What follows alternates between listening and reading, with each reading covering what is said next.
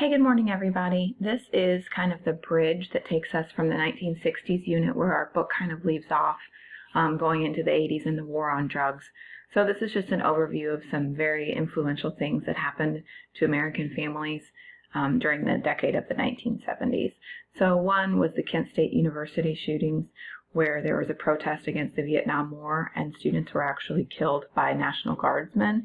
These are some actual pictures. The one on the right is particularly shocking and alarming. There were 4 students that were killed and another 9 were wounded during this incident. The ban from advertising cigarettes on TV went into effect in 1971. None of you would remember this. We don't even really see ads for them in magazines much anymore, but when I was a kid, you definitely did. Also, 1971 is when Walt Disney opened Disney World in Florida. They already had the one in California, but then he expanded to the East Coast. 1972 is when we started to have people being arrested for the Watergate scandal. I'm sure you've heard of President Nixon and all that. This is a picture that's won a lot of prizes. This is called Terror of War. This was a napalm attack in Vietnam. As you can see, there is a little girl running naked down the street screaming, trying to flee the aspects of war. This is Roe versus Wade, so the right for a woman to choose and the right to have an abortion, a legal and safe abortion during the first 6 months of pregnancy. This landmark decision came in 1973, and as I'm sure you are aware, it is something that is still contested heavily, and lots of trap laws to try to limit abortion rights in clinics throughout the United States still today. Also in 1973, Secretariat won the Triple Crown. You have to win the Belmont, the Preakness, and the Kentucky Derby in order to be a Triple Crown winner. It's pretty rare. Secretariat was a movie a few years ago. You guys probably saw it.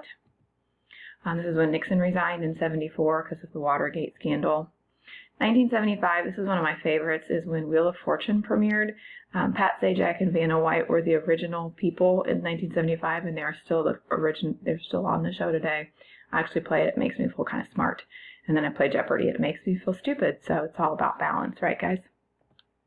Also in 1975, the Vietnam War ended. However, we had already pulled out from the war in 1973.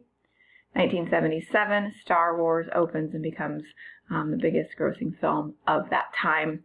You guys all grew up with Star Wars as well, but this is when it all started. 1978 was the Jonestown Massacre. Some of you did your presentations on Jim Jones and Jonestown as a family. This was a preacher who got a lot of people to basically give him all of their money and move them to another country, to what he called Jonestown, this area where there was supposed to be no racism, no sexism, no homophobia, etc. It ended up that over 900 people died in a mass. They call it a mass suicide, but they weren't all actually suicide. They were forced or injected with cyanide and died. He later shot himself.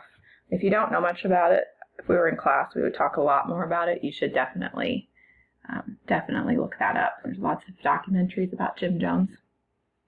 And then also some things that weren't just like historic little things, but no-fault divorces started to be allowed first in the state of California. No-fault divorce is a big deal because it means you don't have to prove that you were abused. You don't have to prove that somebody cheated on you. You basically could say, we don't want to be married anymore, we want a divorce. And that's basically what we have in all the states now. It's very easy to get divorced. You don't have to prove cause. The voting age was lowered to 18, which is what it currently is now, from 21. Also in the 70s, we first celebrated Earth Day.